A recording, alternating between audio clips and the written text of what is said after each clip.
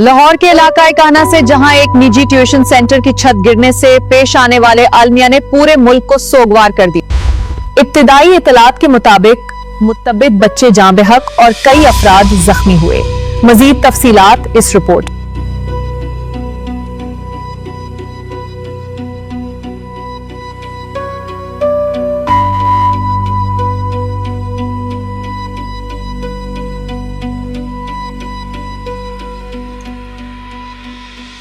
लाहौर के इलाके काहना में पेश आने वाले एक अफसोसनाक वाक़े ने पूरे मुल्क को गमज़दा कर दिया है। इब्तिदाई इत्तलात के मुताबिक एक निजी ट्यूशन सेंटर की छत गिरने से मुतअद्दिद बच्चे मलबे तले दब गए। रेस्क्यूदारों ने फौरी कार्रवाई करते हुए इमदादी ऑपरेशन शुरू किया और जख्मियों को करीबी अस्पतालों में मुंतकिल किया।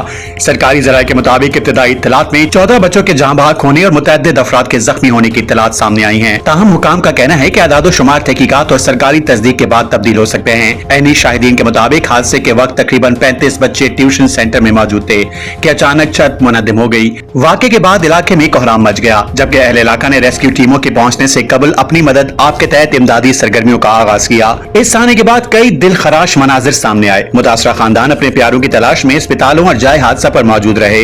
सोशल मीडिया पर एक मुतासरा वालदा की दर्द भरी फरियाद भी गर्दिश कर रही है।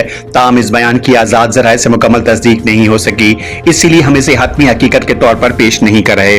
हुकाम के मुताबिक जख्मियों को बेहतरीन तिब्बी सहूलियात फराहम की जा रही हैं, जबकि मुताल्लिका अदारों ने वाक़े की तहकीकात शुरू कर दी हैं ताकि छत गिरने की असल वजूहात और किसी मुमकिन गफलत का तयन किया जा सके।